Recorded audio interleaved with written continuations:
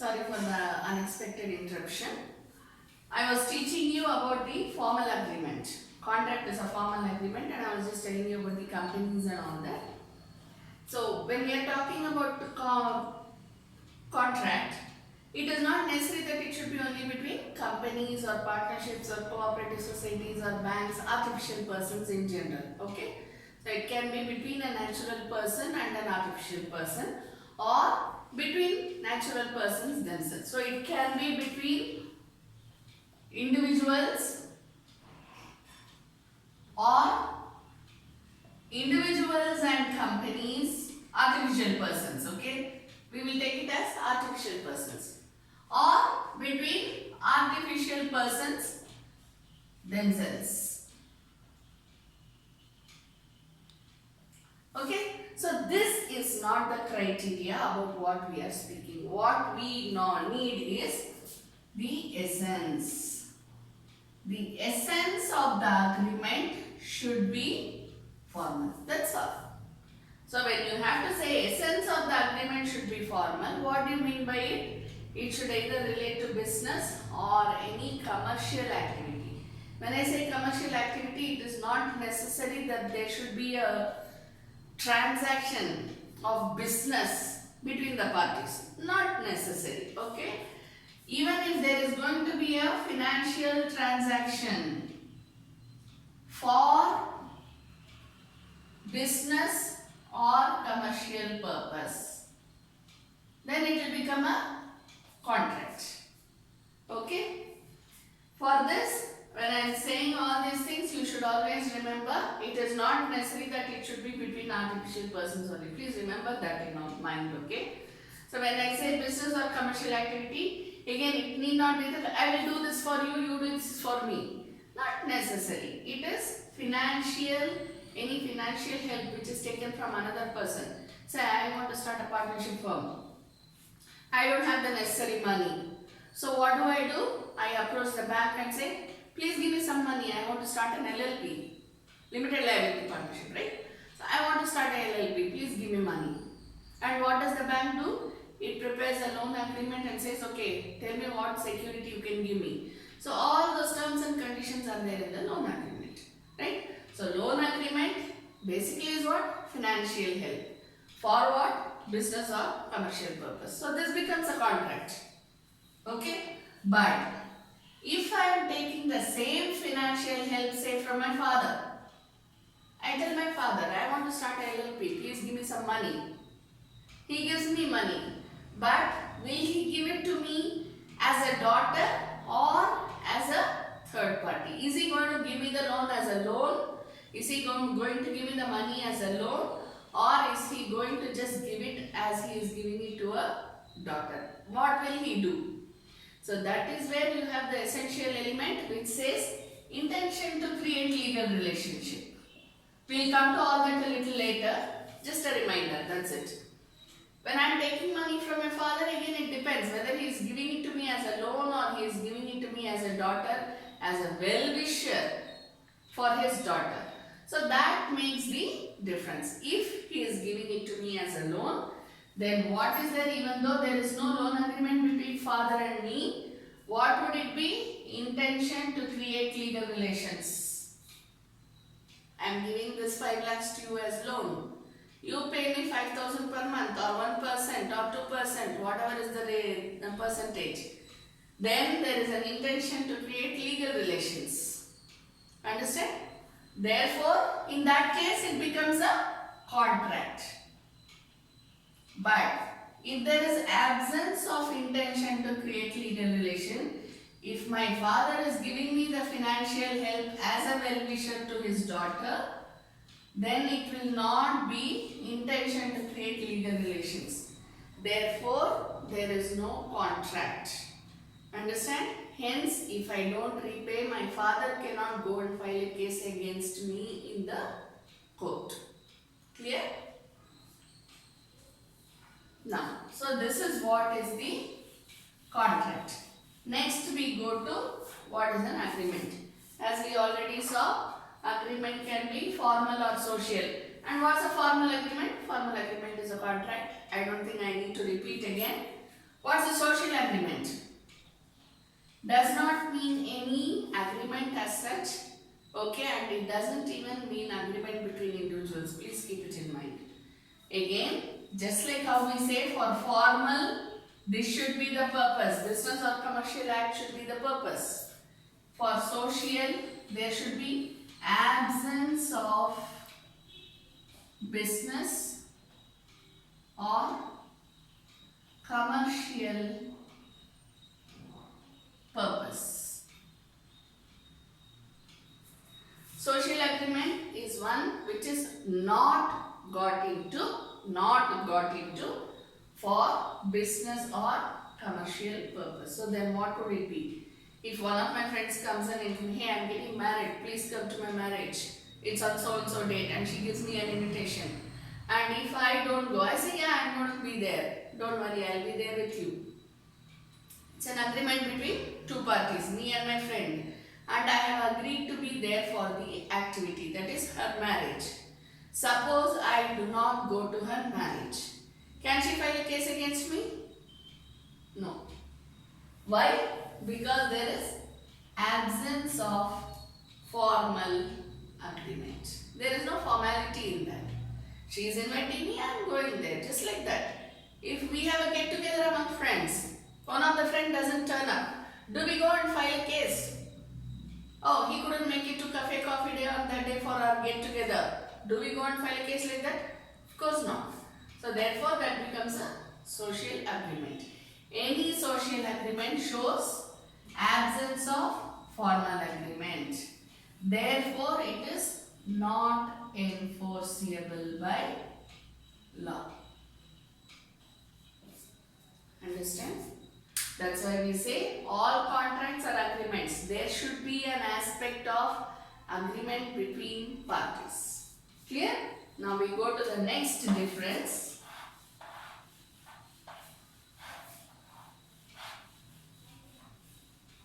So the first one is, here it is formal, here it is formal or social. Next difference, what we have in the adage, all contracts are agreements.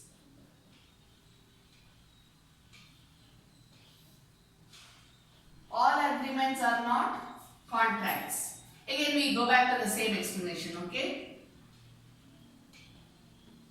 Whatever we were doing till now, it will be the same explanation.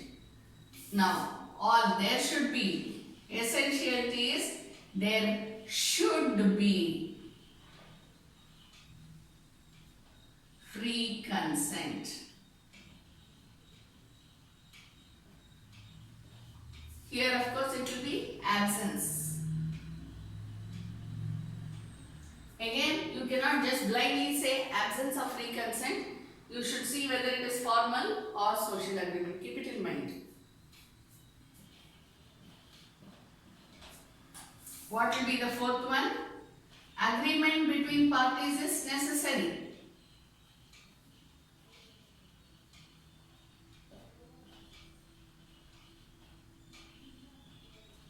But in this, what is there?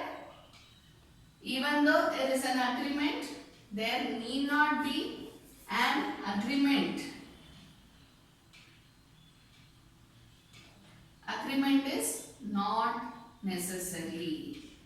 Again, see whether it is social or formal. That you should always keep in your mind. If you are talking about formal agreement, then free consent is necessary. Agreement between the parties is necessary. You understand? If it's a social agreement, then it is not necessary. No, I am not coming for the get together. That also we can say. There is nobody to say that, no, you should be there. There is nothing like that. Okay? So the contract between contract and agreement. This is enforceable by law. Fifth one. All contracts are enforceable by law. Not all agreements are enforceable by law.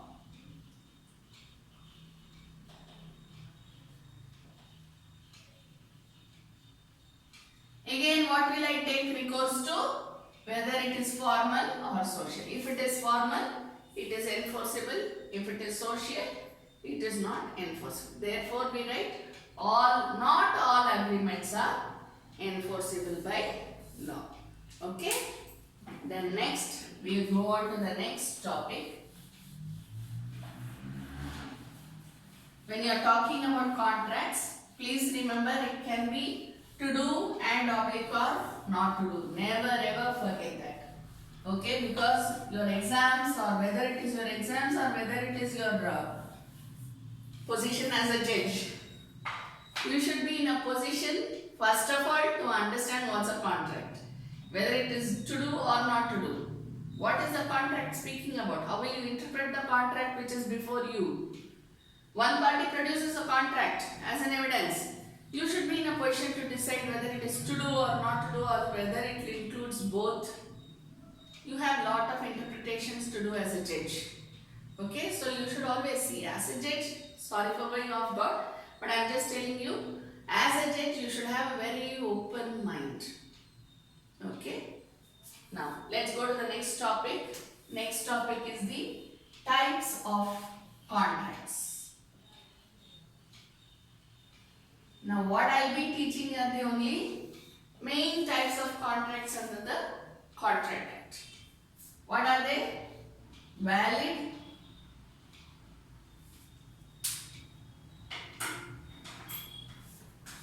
number 2, void, number 3, voidable, number 4, quasi, number 5, contingent. I know it's a big topic. When we speak about valid contract, it's a very big topic. That is what we know and we call as essential elements of a valid contract. That's quite a big topic. Okay, so we will just do it. What is a valid contract? Where all the essential elements are present.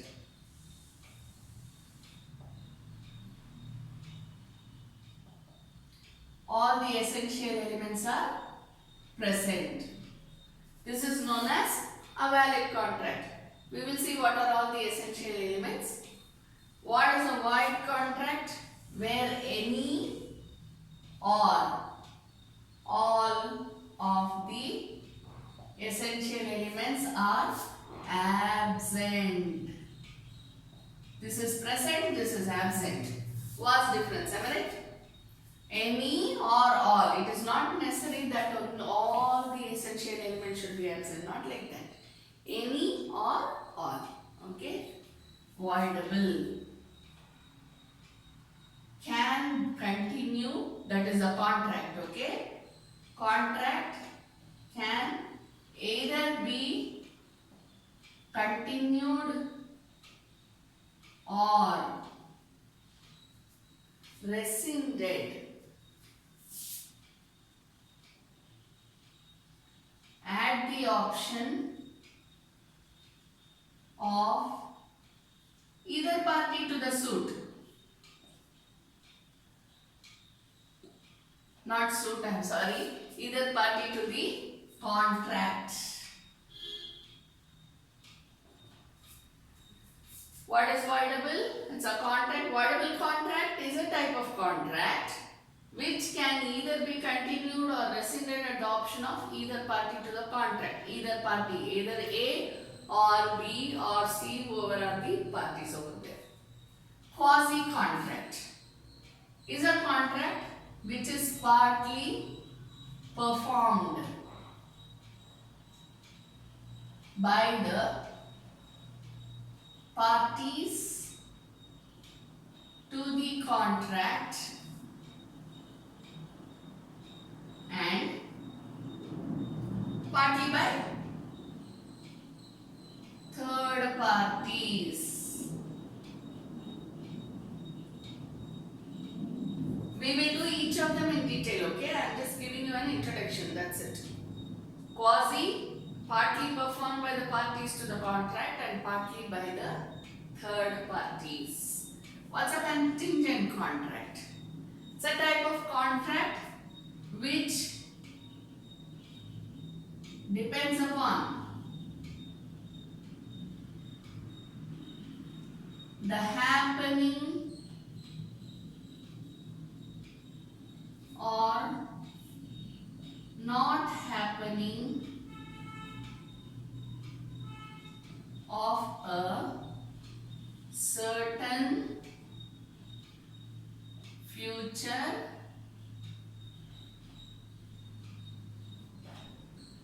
event. What's a contingent contract? Contingent contract is a contract which depends upon the happening or not happening of a certain future event.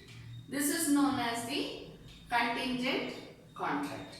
So when we are talking about all these contracts, what do we see? The essential ones, okay? Now what is the basis for all these types of contracts? Number one, express contract. Number two, implied contract. See, these are the two basic types of contract which you should remember. So when we are saying what are the types of contracts, you will say void, voidable, valid, all these five you will tell, okay? But they can either be express or implied. This you should keep in mind. What do you mean by express contract? Express contract is a contract which is written or oral. Express contract is a contract which is written or oral. Then what is implied contract? Implied contract is a contract which is shown by way of action, gestures. Sometimes it is known as ostensible contract. Ostensible means what? Show off, am I right? The person is very ostensible, ostentatious person. Means what? The person shows off too much, right? So, I am sorry for using such language, but I am just telling you there is something called the ostensible contract. Again, that becomes an implied contract. See, for example, we have the agency. There is going to be a showroom, and the showroom board says Honda showroom, spare parts and service available over here. How do we know that they are the authorized agents of Honda? We have no idea about it, am I right? Unless they show us the agency agreement. But not all the showrooms show us. So we just look at the board and we say, okay, they are Honda showroom people. So they are the authorized agents for Honda. So now what are they doing? They are showing off. So what sort of a contract? It is an implied form of contract. Clear? Thank you.